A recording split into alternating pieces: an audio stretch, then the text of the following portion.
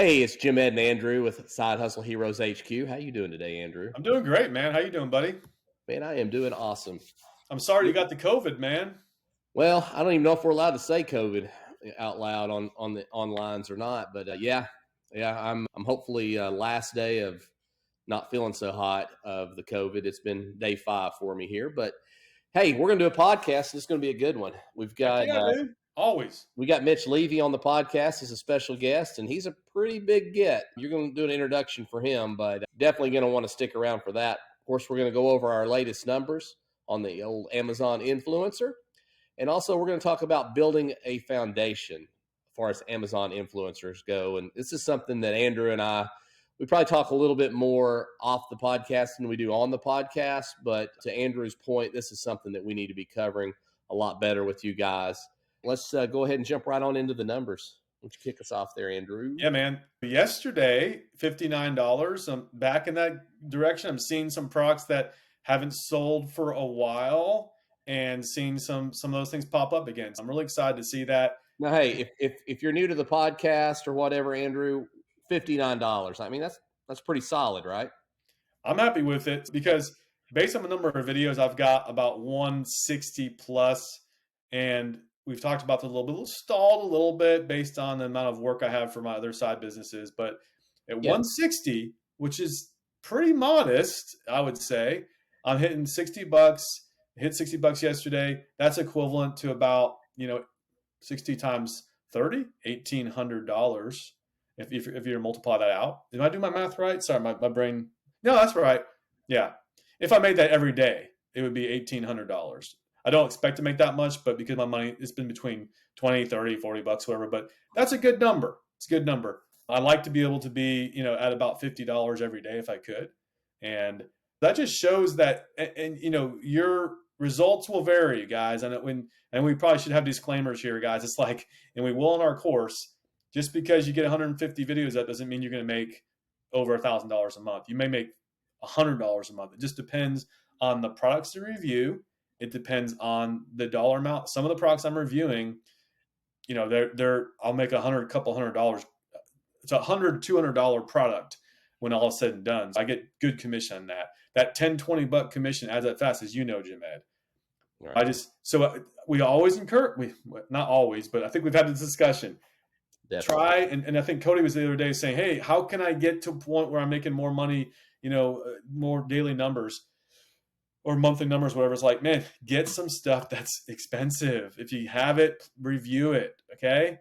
Because those are game changers when you have those things. They're not going to sell every day, but when they do sell, guess what? You're going to make some money. If you have 10 of those, better chance than if you have 5 of those. If you have 20 of those, better chance than if you have 10, right? Just remember, when you can get your hands on something that's, higher end, do it. Do the reviews. Have you kind of changed your tune a little bit on that? I don't think I have. I think maybe, I don't know. No, my point before was you shouldn't only do expensive products. I'm still on that one before, because sure, the easy wins are the things, oh, let me do this real quick. Let me do this review here, because you'll start seeing some commissions coming in. If you only say, well, I only have 5 products over 100, let me just do those and just sit and wait. I don't recommend doing that. Do those 5, but find other things that are cheaper. And then as time goes on, you know how it is. You're not going to get those $100 products overnight, but you might find, oh, my sister-in-law has this over here. My father-in-law has this over here. My dad has this over here. And then you sprinkle those things in there. But whenever you have the opportunity to do expensive product, do it. But also do the products that are a little bit cheaper. I would say don't do a $5 item or even a $10 item. If it's over 20 bucks and it's in your face, ready to review, just do it. I wouldn't go and buy those products very often on Amazon just to review them. But if it's in my face, if it's staring me in the face and it's really easy to do it. That's something we haven't really talked about in a while. Why don't you go ahead and get through your numbers, and I'll get through mine, and maybe we can, kind of hit that just a little bit. I will say, since we're on your numbers and you mentioned it just now, Cody told me today, I think he's about upper threes, I think 360, 400 for a 30-day time frame, and he's at 167 videos, I think. So yeah, you're right. I think you have a couple larger items that are hitting occasionally. And I'm sorry, I said, let's get through your numbers and we'll talk about it. But now I'm doing the opposite. But let's just talk about it. The thing is, you would always say, don't don't get bogged down doing just the big stuff and step over all the small stuff. Right. Totally agree. But you're also saying don't step over the big stuff to go get the small stuff either. Because realistically, most of the time, it takes about the same amount of time, sometimes even less time, to make a great video on an expensive product as it does to make a great video on an inexpensive product. And if you can get easy access to those expensive products, meaning you already own them, or a neighbor or friend that you're close to that you could go do a review on owns them, knock those out. You were able to knock a handful of those out.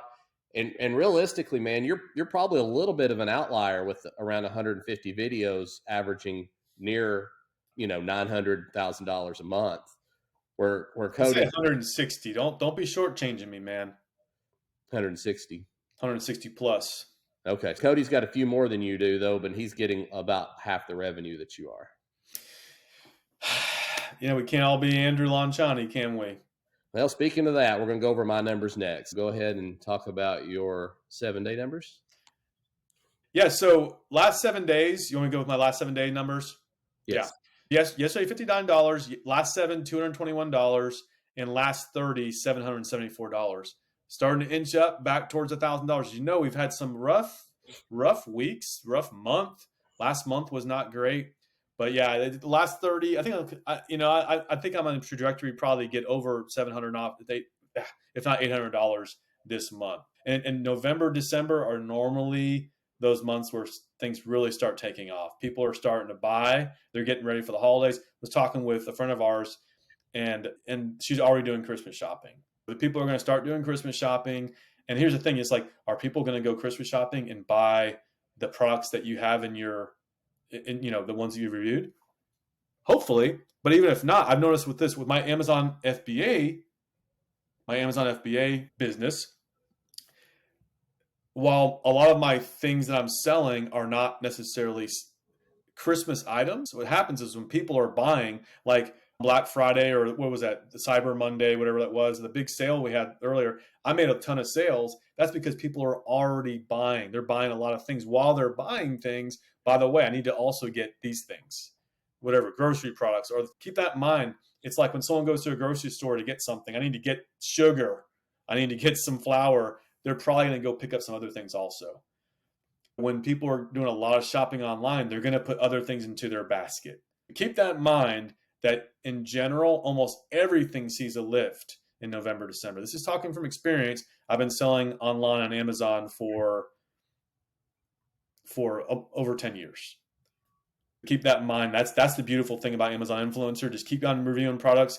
I'll be really surprised if your numbers don't go up over the holidays. Yeah, I'm looking forward to that for sure. Oh, yeah. Tell me your numbers. All right. So my numbers yesterday, $93. $93, I'm happy to say, is actually not a good number for this week. My numbers have been back up. I've been in the triple digits all week. 93, I'm not sad to see, but it's not been the best. Almost $3,000 though, buddy. Well, I mean, if you multiply it out, that's almost $3,000, even on a bad day. If you could just do that every single day, nothing to sneeze at, man. Nothing to sneeze at for sure. The last 7 days, I've been at 881. Yesterday's 93. That's averaging out 125 a day. Mm-hmm. So, yeah, it's been a big lift this week. Last 30 days, I'm at 35.59. There you go. I think I'm going to be quickly already moving into this more of a 4,000 this month range than a 3,000. Moving in here to November as we get kind of closer to Christmas and all that. And we'll see. Any predictions on what you think you'll hit for November and December? I think it's going to definitely be over $1,000 for November. For December, let's say over $1,500. But I'd be based on what I just said, you should see your numbers go up. I wouldn't be surprised if it hits 2,000. Now, Amazon, now with my Amazon FBA business, it's pretty consistent because I know this is my product, this is what I'm selling, keep it in stock. I know I can see my numbers and I can kind of predict that a little better. Amazon Influencer, assuming Amazon Influencer doesn't change things, right? Assuming they don't remove stuff from the carousel or shuffle things around, assuming kind of the way the playing field is right now, Yeah, I would not be shocked if I get to $2,000 in December. Well, I don't know what Amazon will do as far as playing with tinkering with things. I doubt they will do that over the busiest of the seasons, but we'll see. Hopefully not. The big promotion, I think the promotion that's coming, neither have I. If you've seen a promotion that says higher commission rates, I got that one of my burner accounts, whatever, an Amazon influencer account that I haven't quite got on-site placement for, just the normal, you get in the first level. I did get an email about higher commissions. Didn't get that in my main account. You didn't either. Cody got it though. Maybe Cody's going to beat all of us with those higher commission levels. Maybe. Yeah. And I know we've really mentioned Cody a bunch in this one. Be sure and catch We love Cody. Older podcasts if you like. Cody's been on here twice. He's a good friend of ours. Anyway, on for the rest of my numbers. Last 7 days, like I said, was 881. Last 30 is 3559. I am in hopes, my kind of prediction, I think I'm probably going to land around 5K for November. And I think that for December, I'm in hopes of a record month, which would have to be over $6,004. I'm hoping to see something in the 65 range to 7,000 for December. Merry Christmas to Jim Ed. You're going to be buying presents for everybody. That's right. Well, luckily I've got a whole stack of presents right over here that I've reviewed that's in a big pile. I've been putting people's names on things. So hey, that's awesome, dude. Hey, Andrew, here's a drill bit for Christmas. Like, what the? Dude, I've got knife sets. I've got tools for my dad. Yeah, I've got beautiful stuff. Building a foundation with Amazon influencers. Andrew, what do you mean by that? Where'd you see that?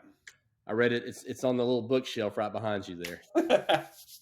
This is by the way, my wife moved me to another room. We had a guest at our house. She's out. We kicked her out. And nah, just kidding. She left on her own volition. But now I'm in here, got this bookshelf. Took a couple bookshelves, look really intelligent now. A little plant back there. Moving up in the world. What was your question? Oh, yeah, foundation. Okay. About how, like, we've discussed it on the phone a lot. We haven't discussed it on here enough. And just kind of like, what are we building here? This Amazon influencer. Oh, yeah. Is this a business? What is it?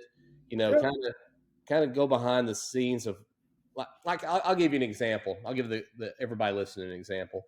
Andrew and I started this podcast because we had the potential to be on a really big podcast. I'll take the credit. I think I come up with the idea. It's like, hey, why don't we just start a podcast, and then we'll have some reps of being on a podcast. Yep. Case scenario, we get some experience. That's what we did, and now that big podcast that we were going to be on, we're going to be on it soon, and Andrew and I are both very comfortable, and we are also mediocre at doing podcasts now. That's a lot better than your first podcast being a really big podcast. Tie that into Amazon influencers. Me, yeah. Amazon influencers, the way you look at this, there's a lot of these ways to make some money. A lot of income producers. And I've seen those over the years. I see a lot of YouTube videos. I tell Jim Ed this. Sometimes it's this little loophole. Sometimes it's just this little thing you do that, okay, this is cool. I can make an extra couple $1,000s, and then it kind of just dries up. I've had unfortunately, my friend John Von Runnen, we've talked about him before. He's sort of even said to me, he goes, I feel bad that there's been so many things that you've worked on that have just kind of gone away. It just stopped working. And I was like, that's the nature of a lot of side hustles. And it's probably maybe a mistake in some ways, and maybe it just the rules change sometimes, right? What used to work doesn't work, doesn't always continue to work. There's some evergreen things I've worked on, and those skills that you learn from doing some of these things that may go away. Like, for instance, my job. I had a job, right? I have 6 months ago now, whatever. I had a job for about 2.5 years, learned some invaluable skills. That job's gone now. I've moved on from the job, but the things I've learned will be with me for the rest of my life, rest of my career. Okay. Think about Amazon influencers. We're not saying it's going to go away like tomorrow, but is Amazon influencers always going to be the way it is now? Is Amazon influencers going to be the way it is now in the future? 6 months, 12 months, 2 years, 3 years, 5 years? Can't guarantee, don't know, but it's likely it's going to change. The mindset that I'm trying to preach about or talk about is realizing that it's here now. Look at that. Look at this like it's a foundation or building blocks for bigger things. What I mean by that, as an Amazon influencer, you're reviewing videos, right? You're on video. You're talking about a product. You're getting sales, right? You're selling something in a sense. You're communicating something to somebody else. You're using a device. You're using your camera. You're using some sort of software in some cases to edit that video. Then you're uploading it to Amazon, and you're writing a title for it. You're writing a headline for it. You're finding products to review, right? You're looking around saying this might be a good product. You might be using some tools to figure out what products to do. You're getting relationships with other people, like with you, with agents, right? Agents, suppliers. You're starting to get connections with people. It's no longer just this little game. People are approaching you saying, "Can you review these products? What's your rate going to be?" Starting to build a business, right? So here's all these things. If Amazon influencers went away, do you still have those skills of, oh, I've gotten pretty good at recording videos now. I've gotten pretty good at editing videos. I actually have some suppliers I have connections with. They actually want me to do more than just do Amazon videos. I've had people approach me and say, can you represent our brand? We have clothing. Can you represent our brand? And he didn't say anything about Amazon. It sounds like they want me to do more than that, just do some video content. All of a sudden, you've got these opportunities. That's what I'm trying to say. It's a foundation for bigger things. And if you can do this really well, and then another thing too, which is even a little more, we talked about this as well, Jim Ed, is what if Walmart decides they're going to do this? Can those skills translate over to a Walmart influencer program? Heck yeah. What if Target starts doing this? What if eBay starts doing this? What if all these other companies start doing this? Then we're in a situation. What if manufacturers start approaching you and saying, hey, we're Adidas. We really like your shoe videos, Andrew, but stop doing New Balance. We want you to start doing Adidas. Okay, the right price. My rate is $500 a video. Well, hey, Kanye's out. Andrew's in. You may be selling yourself a little short at $500 a video with what Kanye was making. There you go. But here's the other thing too. You just reminded me about something. And this is something I believe Travis Stevenson, dude, I don't know if I'll ever listen to our podcast, but I keep on learning from you. I love the way you think. Because he said, guys, it's no longer a situation. While people are still paying the crazy influencers money to do things, I think they're starting to realize, yeah, we don't have $1 million. We don't have 500,000. We don't have 50,000. We don't have 30,000 or 10,000, or nor do we want to pay someone $10,000 up to endorse our product. However, there's this guy here that seems to have a pretty good Amazon channel, seems to have some pretty good videos on social media. His rates are $500 for a video. And I think we could probably get some movement if we have this guy plus 5 or 10 other micro influencers. We might get more bang for our buck. Guess what we are becoming here, Jim Ed? We're becoming micro influencers. The trend right now is companies are starting to go, like, that's what we're doing right now. We are micro influencers, and we may become macro, but macro is not always a good thing. Right. Micro is good. That's what I'm seeing trend wise. Yeah. So one thing that I've always said in this whole deal is, if you're going to do this program, get involved in a community. You're listening to the podcast. You're probably on our Facebook group. You are involved in the community. That's one of the things that I automatically got when I was brought into the program. Andrew introduced me to it. It was a community. Andrew and I are already friends. We're both doing it. Cody's interested in it. Way before Cody even got accepted into the program, he was in the community. He was learning about it. He was interested in it. I've learned stuff from Andrew and Cody and many others that have left comments in the Facebook group, and thank you guys for that. But one of the things that I've learned from Andrew and Cody is just kind of how this whole network works in getting these Chinese products. You know, Cody come in last of the three of us. Andrew and I kind of hit it at a pretty similar time. Mm-hmm. And I don't know, you may have gotten a supplier a little quicker than I did, but I've got the bulk of the suppliers more or less between the three of us. But what I've been guilty of is doing a lot of videos for the Chinese suppliers for free. And that's okay. Yeah. I'm fine with it. But it seems I have made a habit of doing them for free. It's kind of now just expected that, hey, here's a product. Oh, you're going to send me a $400 welder? Awesome. Yeah, I'll not only do it for free, I'll also put it on my YouTube channel, because that's right in my wheelhouse of what I like to do. Well, now you want to send me a ceiling fan for $179, and you want me to do it for free, and you want me to put it on my YouTube channel. It's like, no, I don't want to do it for free. and I don't want to put it on my YouTube channel. Well, they don't really get the difference, you know. But I guess what my point is, I've done the wrong thing, and I've done a lot of them for too cheap. Now, to get started, is it okay to do them for free? I think it is. But just learning from Cody, he's got some people that there's a lot of overlap now. I introduced Cody to one of mine, and one of his reached out to me organically, but I'd recognize the name because he had mentioned her name. Okay. So he told me, hey, this person tends to pay $10 per video on every single video. And I'm like, okay, great to know.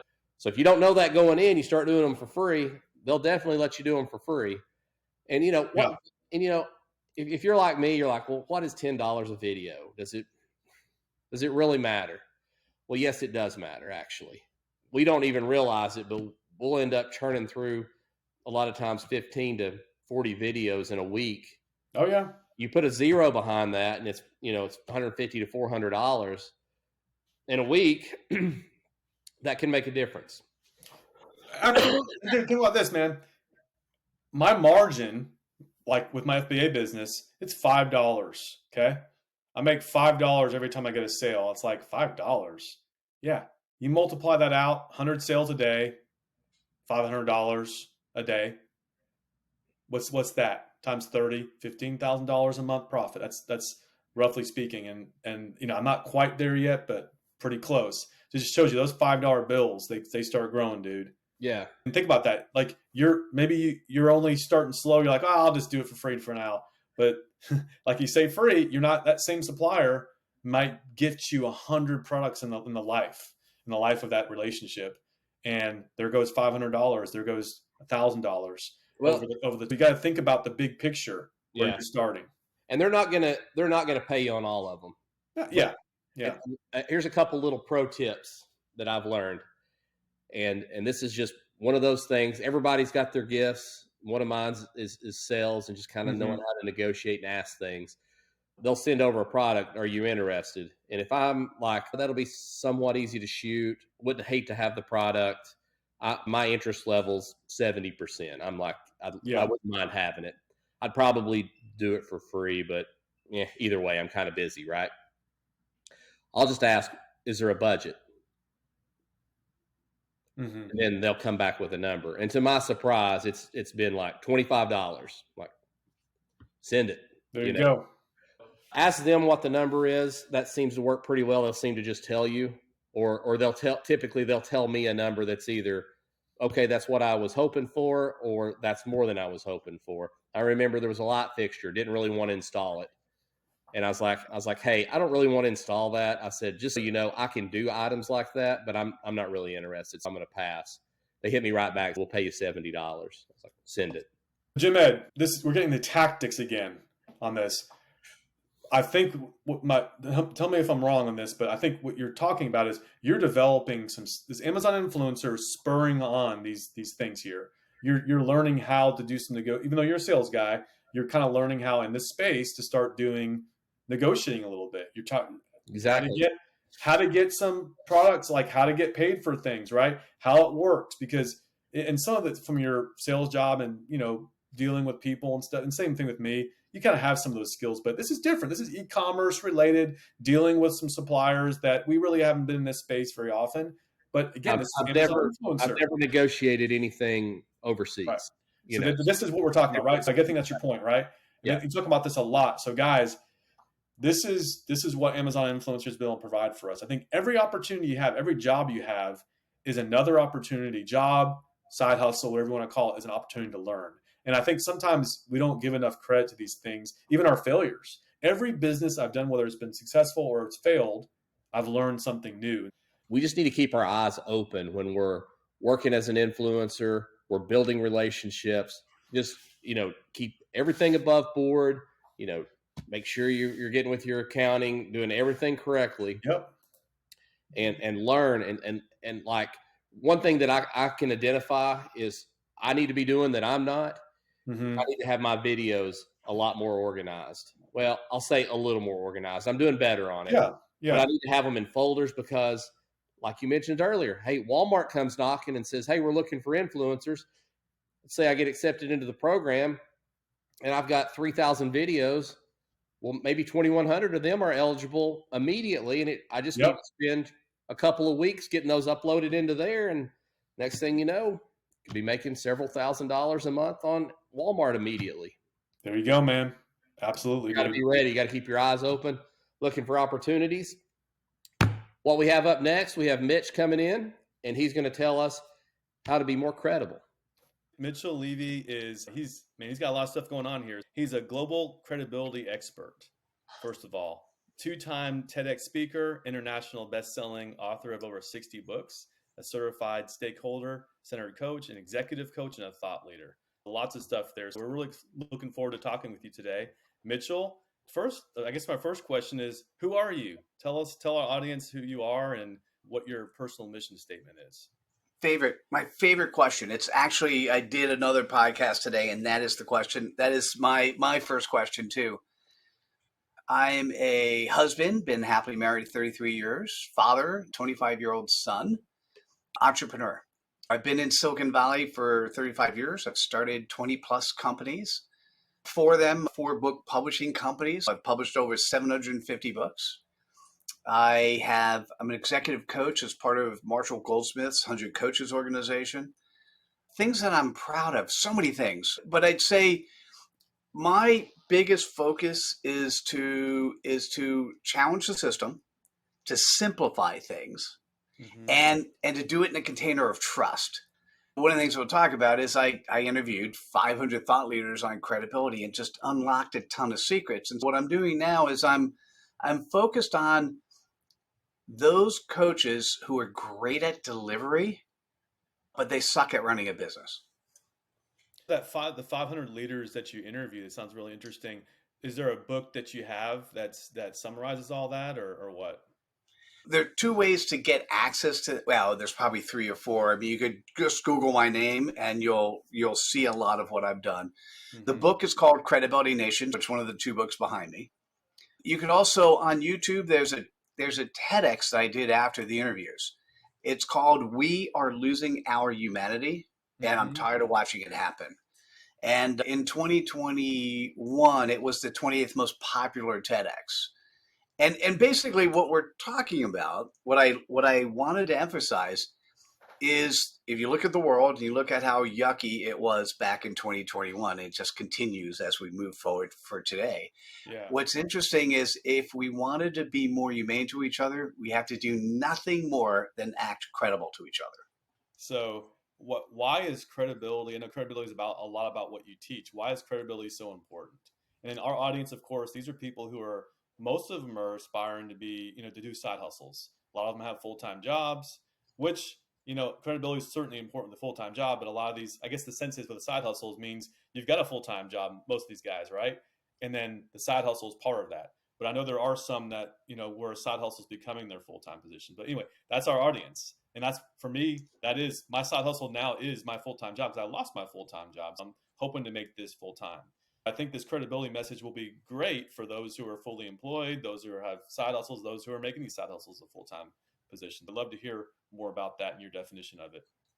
Well, by the way, good luck to you. Thank you. Yeah, I appreciate it. Yeah. Let me give you a definition of credibility. Yeah. And this came from interviewing 500 and then got reinforced by deploying credibility for the last 3 years.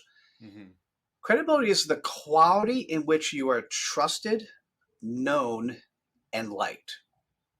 Now, we know the phrase know, like, trust. And originally I came up with know, like, trust. But as I started deploying it, the first thing that's going to happen, the first thing that we need to focus on is trust. There has to be enough trust. If let's say you're walking at night and you're walking, or actually during the day, you're walking down the street and somebody walks directly to you and they're going to ask you a question. Now, depending on what they look like, you're going to want to stick around and go towards that person. Or if they don't look like what you would want to interact with, you may want to cross the street. That's right. The focus of trust. Now, when they ask the question, depending on how they ask the question, how you get to know them, is you're getting to know whether or not it is worthwhile to spend, seconds or maybe a minute or 2 or more. right? What happens is, think about this: if you're running a side hustle, and you talk to a friend about that, do they trust you? As they get to know you, are you running the side hustle because you're going to make money, or are you running the side hustle because you know what you're delivering is of value to somebody else? And if somebody can feel that you're trustworthy and you're doing something that's in the best interest of the person you're talking to, and they like you, then you're credible. Interesting. What does it look like when someone is credible? And then what does it look like when someone isn't credible? Have you been able to identify some characteristics of each? We can let's talk with the bad side, those who aren't credible. What are some of the ugly signs of someone who's not credible?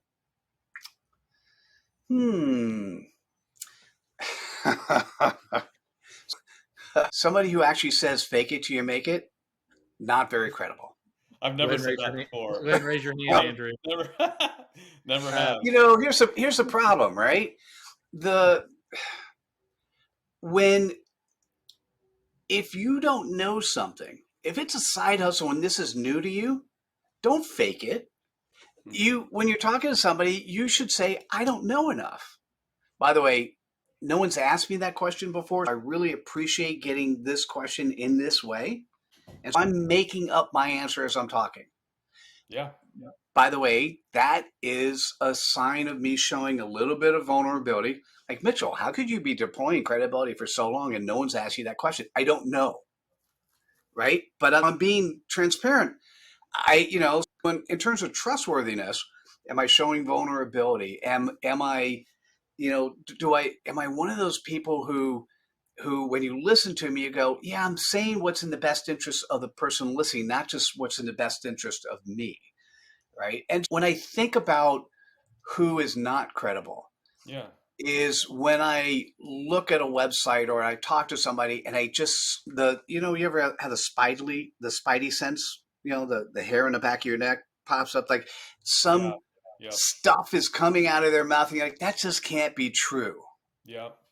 Right. And if somebody is over exaggerating, if somebody is pretending to be something they're not, you could sort of feel that energy.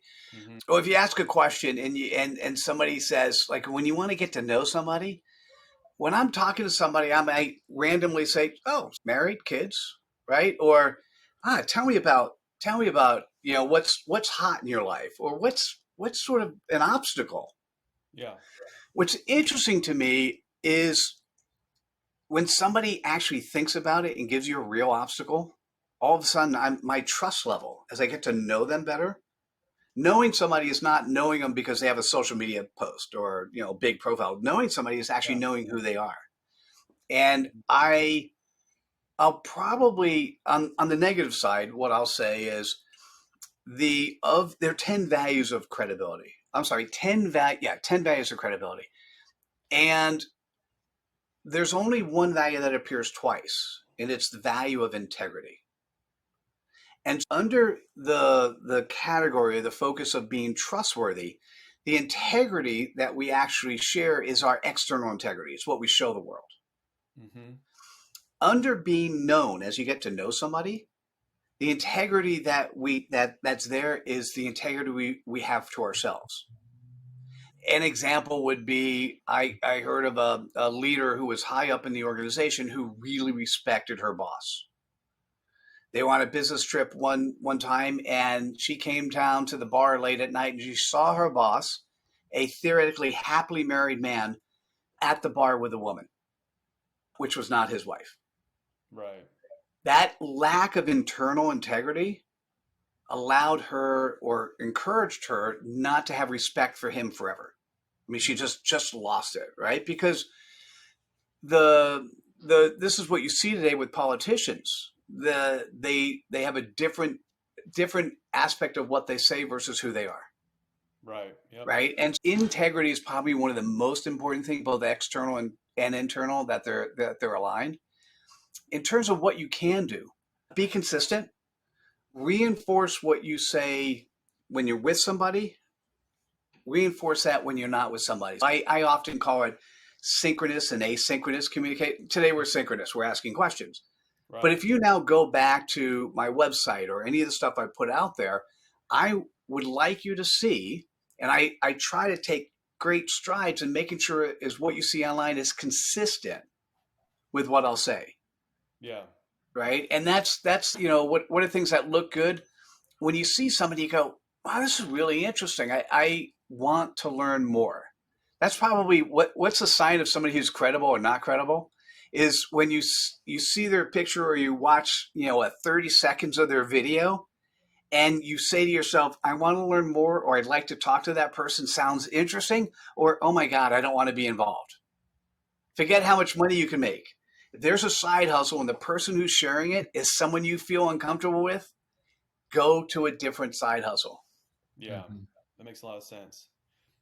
In a situation like I would hope that most of us want to be more credible, right? Because that's one of the things that I guess like to talk about with you. It's like the application of, if you are credible, what kind of doors does that open for you? And it's one of those things where you shouldn't be credible just because you want to make more money, obviously, in a side hustle. It should be because you're a good person. You want to be a better person. But I guess a couple of things, maybe it's two questions. If you might, well, a couple of things. You might think you're credible and you're not. And that's one thing. But if you kind of find out, either someone tells you or you realize, oh my gosh, you know what? I don't have these tenets of credibility.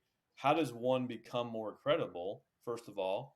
And then, yeah, let's just start with that. Like, how do you become more credible if you're not? Let's get a common definition first, because we're using in this case credibility in a very two-dimensional space. Mm-hmm. When you say how does one become more credible, in what way? What are you thinking about? Probably, I guess in this case, in business, right? We'll say how does one get the respect? How does one earn that credibility over time from a business perspective? Got it. That's a good question. Just Can we take a step back on that and circle back to it? So, of course, maybe this will help. How does one that maybe thinks they're credible? What's a good way to find out that they're truly not? What's a good way to self-analyze that?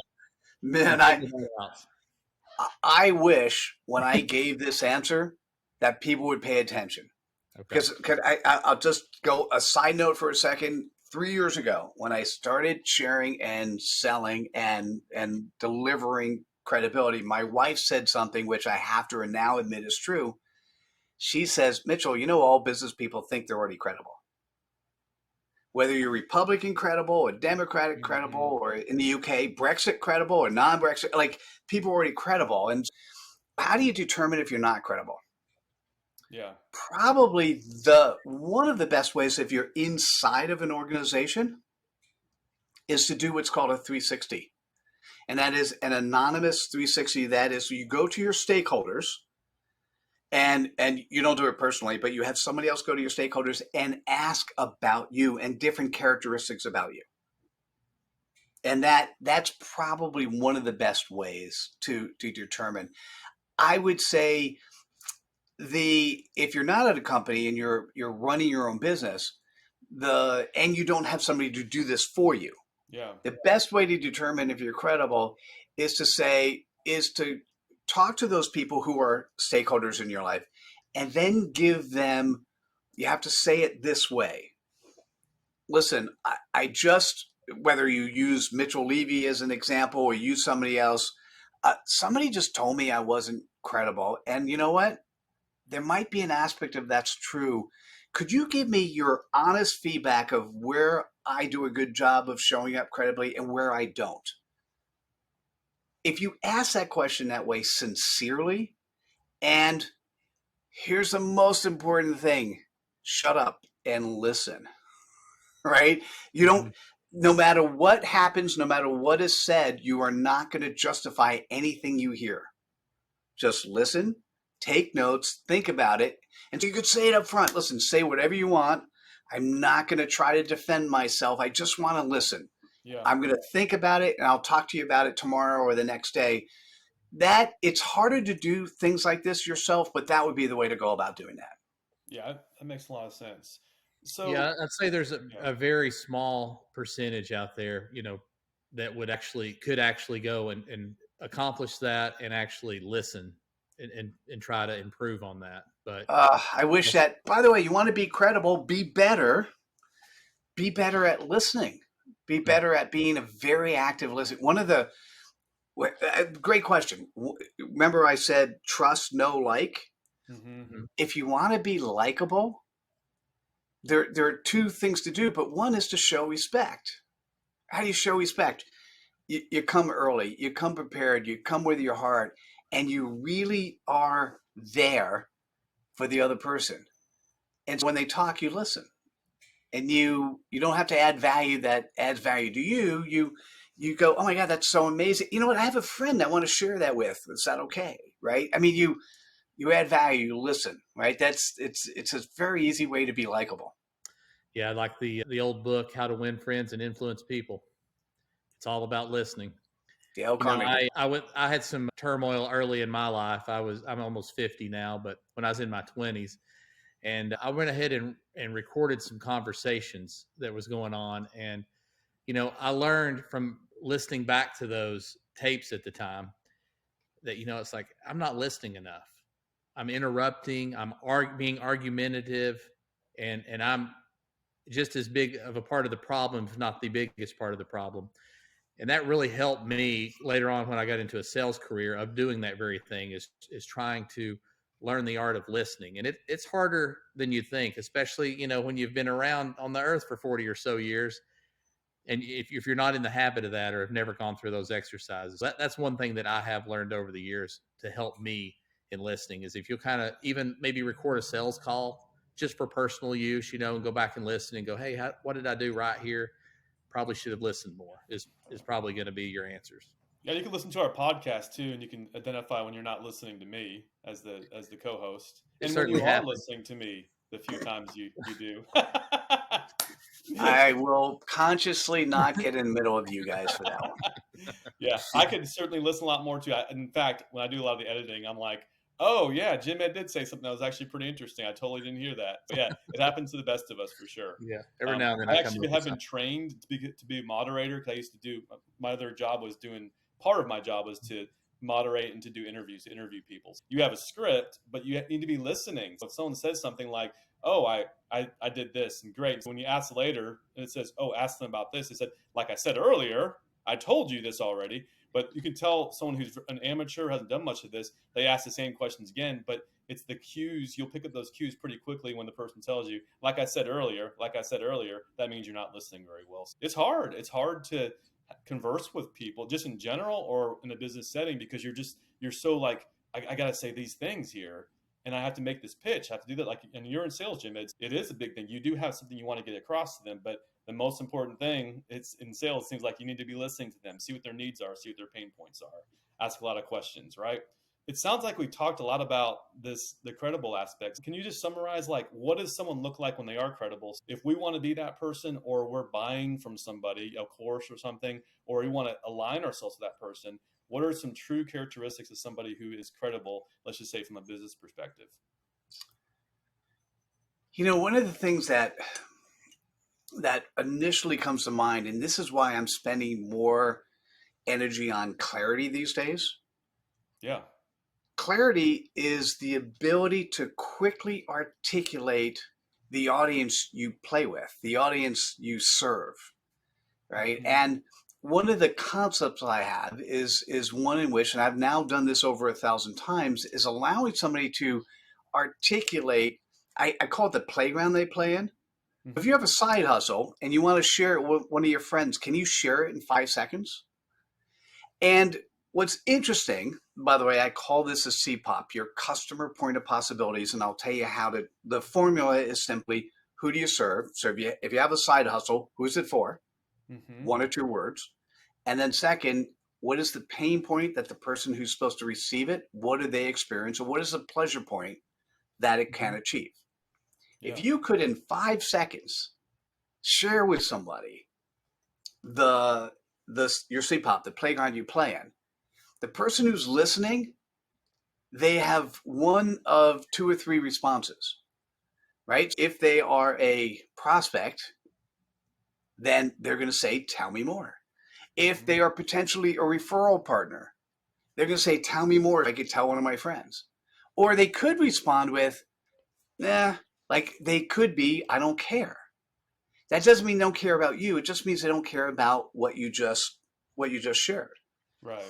The thing that's interesting, which is really powerful, if you want to show up credibly, I'll share mine. Coaches who've created a job and not a business.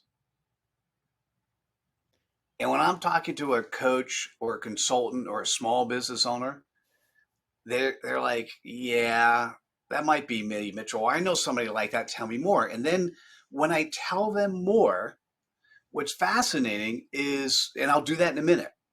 Imagine in a minute, as I'm telling them more, they've already stepped into my playground. The elevation of my credibility has increased because they know the playground. They know what I'm supposed to be doing. And now I just explain it in enough more detail, particularly if they're a referral partner. I'm going to explain it in enough detail, less than a minute, that they can potentially share it with somebody else, or they feel that they won't lose their credibility by sharing it with somebody else. Right. And then if the referral partner say, oh, by the way, I have a website that explains it in more detail. Let me send you the link. You can get done in 2 minutes. You want to think of someone like me as credible, or somebody else running a side hustle as credible. In a short period of time, you've been able to turn somebody from maybe not interested to someone who hears it, understands it, and wants to share it with others, because you've reinforced with your clarity and then with your credibility, you've reinforced them understanding you and being able to basically do a favor for their friends. What I'm hearing here too, and I'm trying to lay this over with like kind of what we do a lot and what our audience does a lot, and that's a lot of the audience is shooting videos and being an influencer online. One of the takeaways I got from what you just said is, let's be real clear on what we're saying, say it, and don't have a whole bunch of other junk in there. That sounds good. So good summary. If I'm going to do a review on something, rather than yammer on for 3 minutes, let's put a tight 32 seconds on this, hit all the points, and get on out. And maybe even kind of leave them wanting more, where they were interested in watching all the way to the end of the video. Yeah. By the way, in listening to you, what I could easily see is if you do 32 seconds, is have something that you actually have a complete thought that you stop at 32 seconds. And then if you want to do it, for those who want to know more, let me give you a little bit more. Yeah. Mm-hmm. Right. That would be pretty, that's an interesting approach, right? Because if it's, you just wanted a quick response, like maybe remember Siskel and Ebert way back when, mm-hmm. Thumbs up, thumbs down. Yep. Right. That's seconds, right? That was something that when you start building a level of trust, quickly understanding where the person's coming from, and then learning more if it's appropriate. Yeah. Yeah. What a lot of us are doing, and I'm doing these reviews on Amazon. You're clicking on a page, you're scrolling down, you want to know a little more than what's just in the black and white and a few still pictures. You're going to actually watch a little bit of a video of a product that you're on the page to buy it. You're thinking of buying it, but you want a little more information. My job is to get you over the fence and let you go ahead and make that purchase if that's what you're looking for, or help you figure out that, hey, this thing that I thought was that I'm buying on Amazon that I thought was about this big is only, this big, and this isn't what I'm looking for, and let's move on. Okay. Yeah, lending credibility to the review process is huge, and I think that you've given us a lot of usable items in that.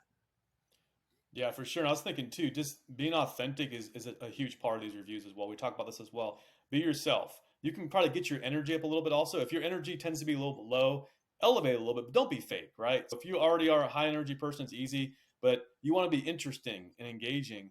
But at the end of the day, Amazon wants people who they've tried this product out and they're going to talk about it now. And they want, and when someone's watching that, they want to say, I trust this person, right? So you kind of, these are like mini little things here in a sense, mini elevator pitches in a way, but you're already selling a product that they want. That's the easy thing about it, right?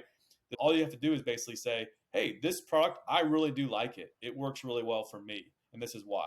Or a couple of things that bother me a little bit. Here's some things, but by the way, not a big deal because I figured out a better way to do it, or I fixed this or fix that. But it's really helping the buyer to make an informed decision. Now, are you in this model, are you compensated by views, not necessarily by purchasing or going away? It's purchasing the way this model works. Yeah, they need to go ahead and watch your video and then purchase the product. But knowing Amazon, they're already on that product page. The conversion rate is usually 30 to 40% in many cases. You're just it's a lot. It's a slow pitch, right? All you have to do.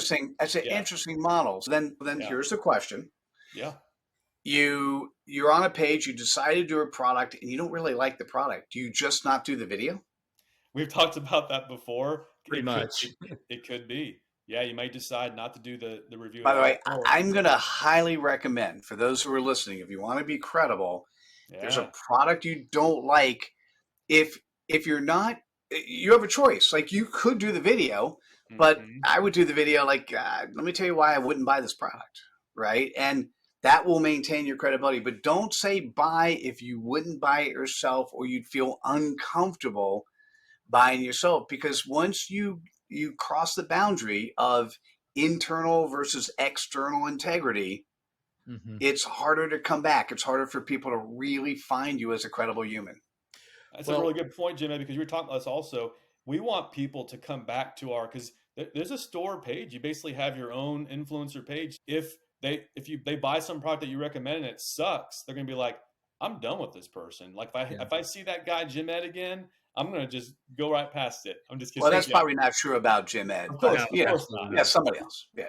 but yeah, that's a really good point. No, you're right. I always have this brand on my storefront. That's kind of the integrity of mine. I want to make sure everything's correct. And I'm on our reviews. We're typically not like, hey, yeah, you need to go buy this.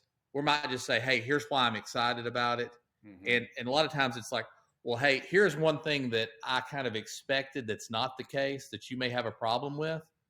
But see, I think that also points out to people, hey, here's something you might have a problem with. And they go, had that shown up without me knowing that, I'd have had a problem with it. But now that I know that it doesn't have this feature, I'm going to be fine with it because I know. Because here's the other thing that happens is if somebody buys our product and then they return it, our commission gets taken back away. Yeah. It's not a sale unless they keep it. Exactly. But hey, Mitchell, we want to be respectful of your time. Thank you for coming on the podcast. I do have another question for you, though.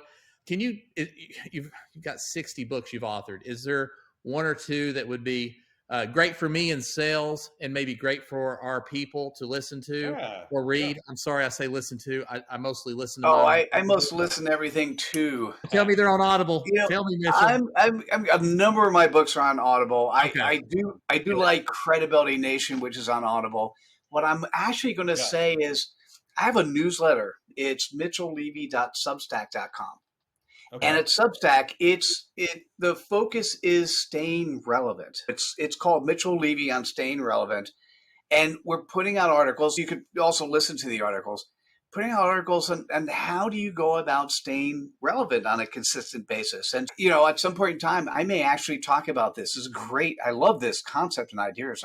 I'm glad you guys brought that up for me. What I will say from a product perspective, I've got a membership community called Credibility Nation. We charge $35 for it. If you actually subscribe to the newsletter, only at the moment, $10 a month, you get Credibility Nation for free. So they waive the systems waive that price. I would, as much as I'd like to say I have a book that's perfect, I think the stuff, when you publish a book, it's out of date even a couple months before it gets published. So at the moment, I'm going to say the newsletter is probably the most relevant stuff in terms of what I'm working on. Okay. Oh, that's awesome. All the latest and freshest, huh? Yes, indeed. Sounds good. Mitchell. Well, we'll make sure and put all of that in the show notes. We're going to get some of that info for you. Make sure we have everything that you've mentioned in there the way you like it. Our audience can check that out. Andrew, you got anything else? No, I'd say I just wanted to thank you so much, Mitchell. It was a pleasure talking to you, and I think our audience will really enjoy this conversation today.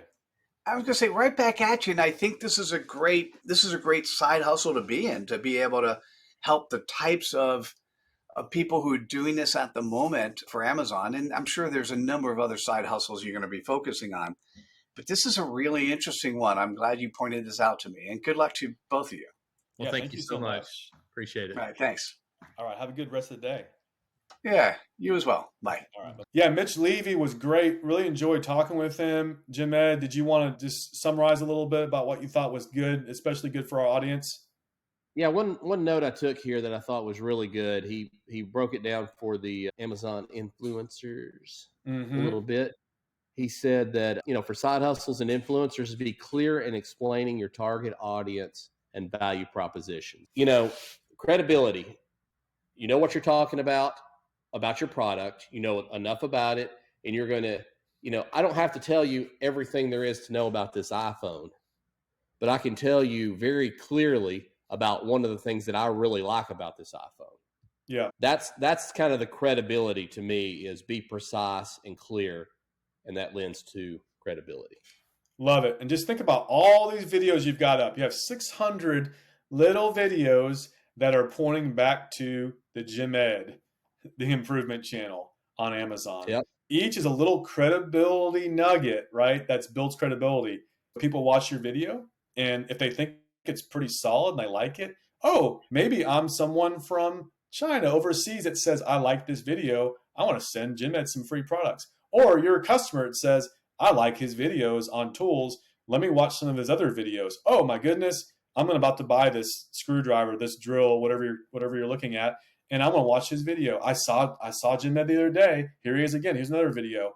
You're building credibility. The credibility is huge, but in general, you have to earn credibility, right? You're not just, this is Jim Ed from the Improvement Channel. You have to earn it over time. This is Andrew from the Lanchanis. That's my it doesn't roll off the tongue that good, but that's what my channel is called, my last name. But over time, you build that credibility up, and that's his whole consulting business is all about credibility. Well, you want to tell everybody where they can find us? Yes, sir. All right, a couple things here. You can find Side Hustle Heroes HQ in the Facebook page, Facebook group. I'm saying it wrong. Yes, Facebook group, Side Hustle Heroes HQ. Join the group.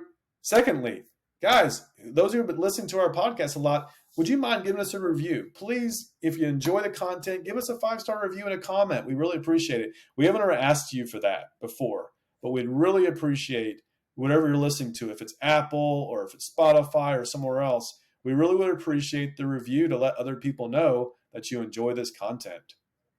And thanks, guys, for another great podcast. You guys have a great rest of the day.